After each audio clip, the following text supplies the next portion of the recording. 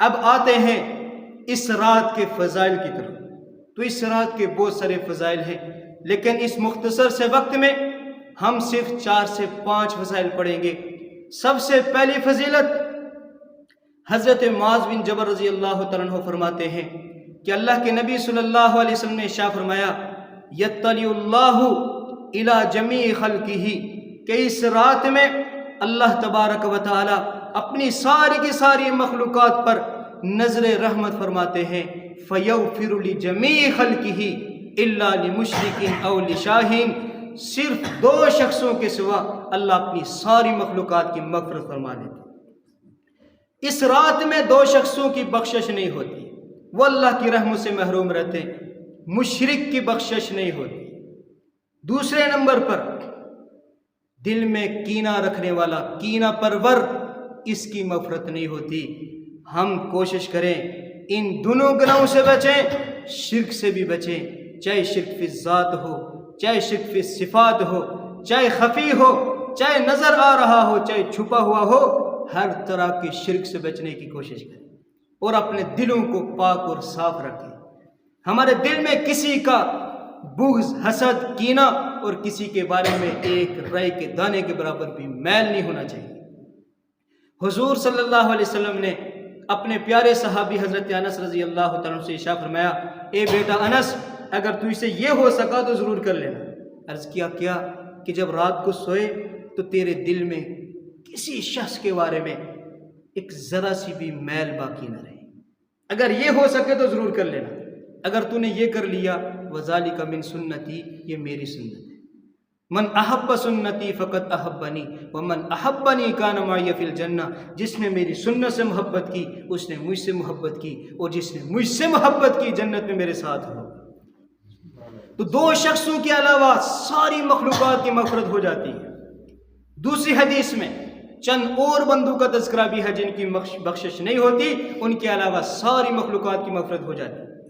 حضرت اما عائشہ صدیقہ رضی اللہ تعالیٰ عنہ فرماتی کہ اللہ کے نبی صلی اللہ علیہ وسلم نے ارشاد فرمایا، اتانی جبریل، میرے پاس جبریل آئے اور جبریل نے آ کر بتایا، اللہ کے رسول، آج شعبان المعظم کی 15ویں شب ہے، لیلۃ النصف من شعبان، شعبان کی درمیانی شب ہے، اور اس شب میں اللہ کی رحمت اتنی برستی ہے، اللہ کی رحمت اتنے جوش میں ہوتی ہے کہ فرمایا کہ وہاں عرب میں ہر قبیلے نے جانور پالے ہوتے تھے، ہر قبیلے میں بکریاں ہوتی تھی، سارے قبائل جانور پالا کرتے تھے، لیکن تمام قبائل میں ایک قبیلہ تھا، قبیلہ بنو کلب، جو سب سے زیادہ مشہور تھا، سب سے زیادہ بکریاں، سب سے زیادہ جانور، سب سے زیادہ ریوڑ ان کے پاس تھے۔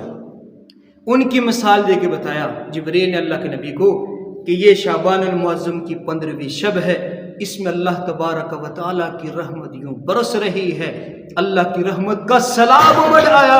اے نبی جی، اس رات میں قبیلے بنو کلب کے پاس جتنی بکریوں کے ریوڑ ہیں، ان ساری بکریوں کے جسموں پر جتنے بال ہیں، ان بالوں کی تعداد سے بڑھ کر اللہ لوگوں کو جہنم سے نکال کر جنت میں داخل فرما دیتے ہیں۔ جس طرح کے ایک بکری کے بال کو گن سکتا ہے، اور پھر ہزاروں بکریاں، پھر لاکھوں بکریاں، جس طرح کے ان کے بال گننا یہ ناممکن ہے، اس سے کثرت کی طرف اشارہ ہے کہ کوئی ان کے بالوں کو نہیں گن سکتا، بے حساب بال ہیں، یعنی بے حساب لوگوں کے اللہ مغفرت فرما دیتے۔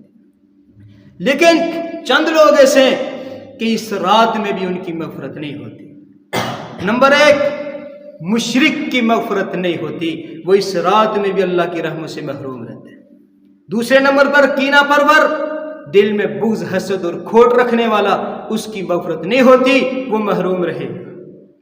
قطع تعلقی کرنے والا، قطع رحم کرنے والا، رشتہ ناتوں کو توڑنے والا، وہ بھی اللہ کی رحمت سے محروم رہے گا۔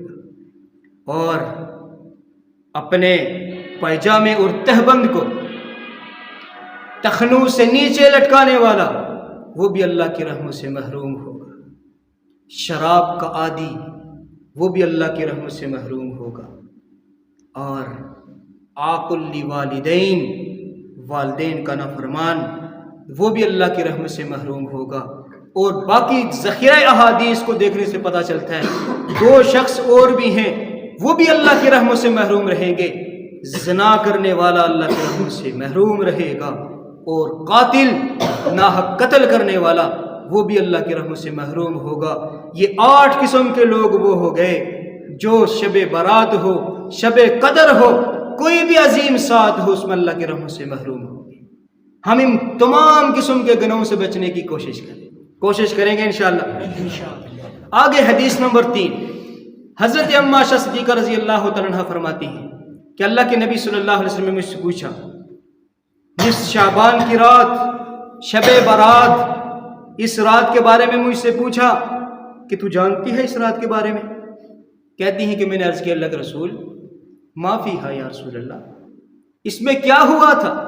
तो अल्लाह के नबी सल्लल्लाहु अलैहि वसल्लम ने इरशाद फरमाया कि ये जो रात है इतनी अज़मतों वाली रात है कि इस रात में आने वाले साल में जो भी बनी आदम आने वाला है उसका नाम लिखा जाता है, जो भी आइंदा साल में जाने वाला बनी आदम है उसका नाम भी लिखा जाता है, और इसमें पिछले साल में मेरी उम्मत ने जो कुछ किया उनके आमाल उठाए जाते हैं और उनका रिज्क उतारा जाता है।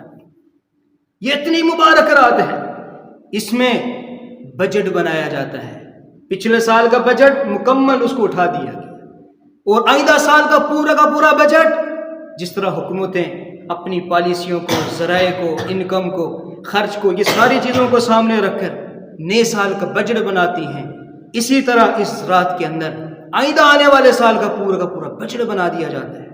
आएगा कौन, जाएगा कौन, इनके अमाल क्या क्या होंगे, रिस्क कितना कितना होगा, हज कौन करेगा, नमाजें कौन पढ़ेगा, दुनिया का निज़ाम कैसे होगा, महंगाई आएगी, क्या होगा, ये सारे के सारे मामलात इस रात में तय किए जाते हैं। अल्लाह के नबी सल्लल्लाहु अलैहि वसल्लम शाबानुल मुअज़्ज़म में इस कसरत से रोज़ा रखते थे कि किसी और महीने में रमज़ान के अलावा इस कसरत से रोज़ा नहीं रखा करते थे। तो सहाबा ने पूछा, अल्लाह के रसूल क्या वजह है?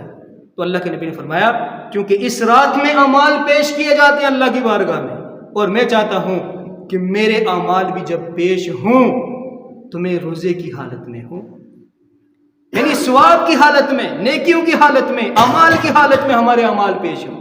और इससे उलमा फरमाते हैं, अगर इस शब के अंदर या इस महीने में जब हमारे अमाल जा रहे हों, अगर हम इबादत की हालत में होंगे और हमारे अमाल उठेंगे, इससे इस बात की तरफ इशारा है कि हमारा खात्मा भी अच्छा हो जाएगा। इसलिए मेरे मोहतरम भाइयों, कोशिश करें कि आज की रात भी इबादत करें और सारे शाबान में बाकी महीनों से बढ़कर इबादत का अहतमाम करें, तो कोशिश करेंगे।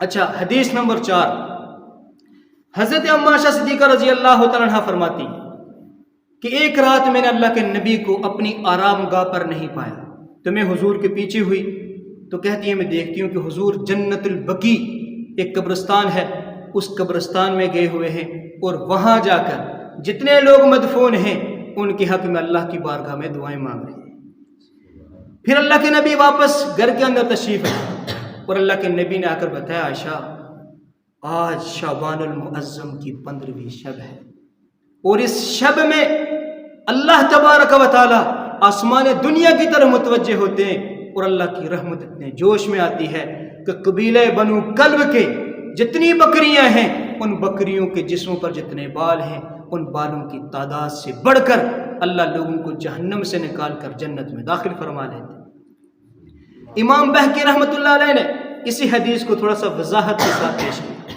वो फरमाते हैं कि फिर इसके बाद चूँकि हुजूर की कई अज़वाज थी, तो हर बीवी का दिन मुतय्यन होता था। आज बारी हज़रत अम्मा आयशा सिद्दीक़ा रज़ी अल्लाह तआला अन्हा की थी। हुजूर उन्हीं के पास तशरीफ़ लाए, आके पूछा, ए आयशा, अगर तू मुझे इजाज़त दे तो मैं इबादत कर लूँ? अम्मा आयशा फरमाती हैं कि मैंने अर्ज़ किया, अल्लाह के रसूल मेरे माँ बाप पर कुर्बान हूँ, मैं इजाज़त क्यों नहीं दूंगी, इजाज़त है। तो बस हुजूर उठे, और उठने के बाद अल्लाह के नबी सल्लल्लाहु अलैहि वसल्लम ने नमाज शुरू की। नमाज में क़याम इतना तवील, फिर रुकू किया, रुकू तवील, फिर हुजूर ने सजदा किया। फरमाती हैं सजदा इतना तवील था کہ آپ صلی اللہ علیہ وسلم کی حرکت محسوس نہیں ہو رہی تھی.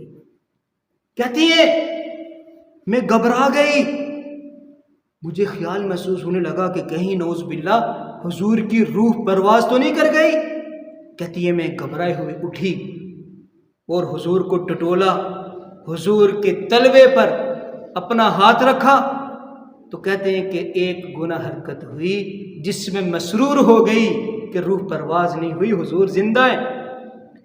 اس قدر طویل سجدہ تھا اور اللہ کی محبت میں، اللہ کے عشق میں اتنی توجہ تھی کہ دنیا کی کوئی خبر نہیں تھی.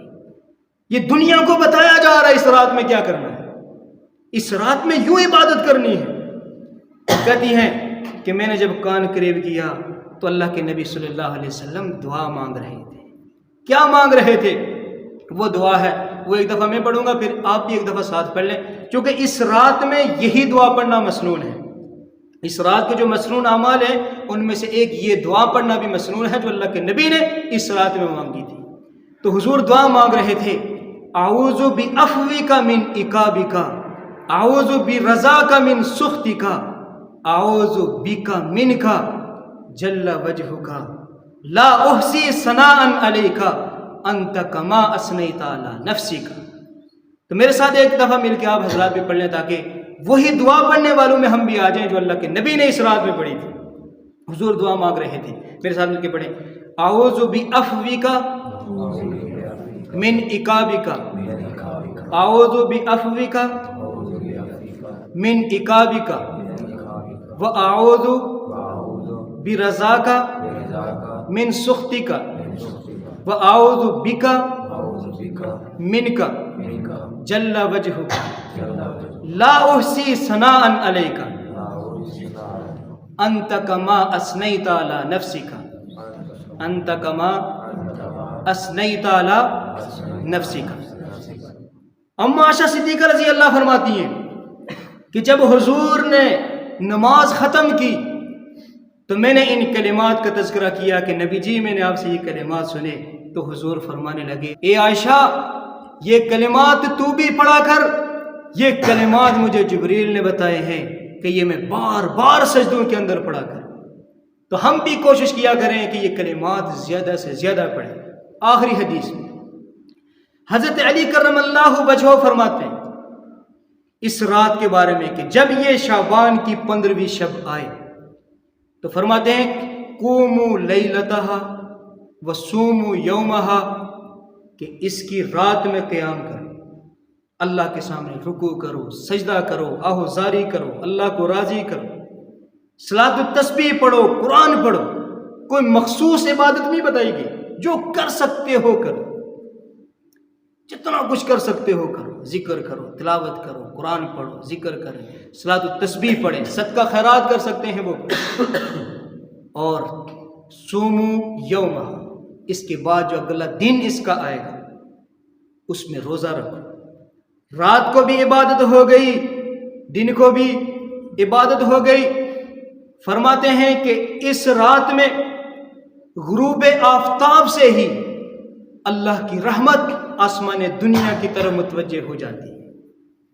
حالانکہ یہ دربار روزانہ لگتا ہے، لیکن روزانہ رات کے آخری تہائی حصے میں روزانہ دربار لگتا ہے، اللہ کی طرف سے صدا لگتی ہے. لیکن اس رات کی خاصیت یہ ہے کہ سورج کے غروب ہوتے ہی اللہ کی رحمت آسمان دنیا کی طرف متوجہ ہو جاتی ہے اور اللہ کی طرف سے صدا لگتی ہے. 4 طرح کے اعلانات ہوتے ہیں. اللہ کی طرف سے منادی پکار پکار کے کہتا ہے تم میں سے کوئی اپنے گناہوں کی معافی مانگنے والا ہے کہ میں اس کے گناہوں کو معاف کر دوں. پھر دوسری صدا لگتی ہے کیا تم میں سے رزق کا کوئی طالب ہے کہ میں اسے رزق عطا کروں. تیسری صدا لگتی ہے الا مبتلن، کیا کوئی آزمائش میں، آزمائش کے اندر گرفتار، مصیبتوں کے اندر گرا ہوا، پریشانیوں میں جکڑا ہوا کوئی ہے جو ان مصائب سے نکلنا چاہتا ہو تاکہ میں ان مصائب سے نکالوں. یہ صدائیں لگ رہی ہیں.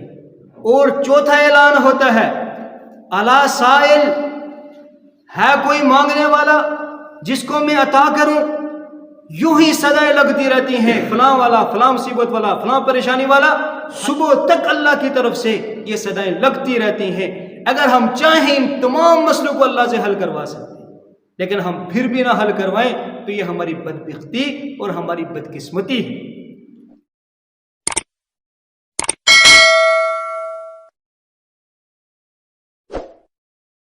Subscribe for more content.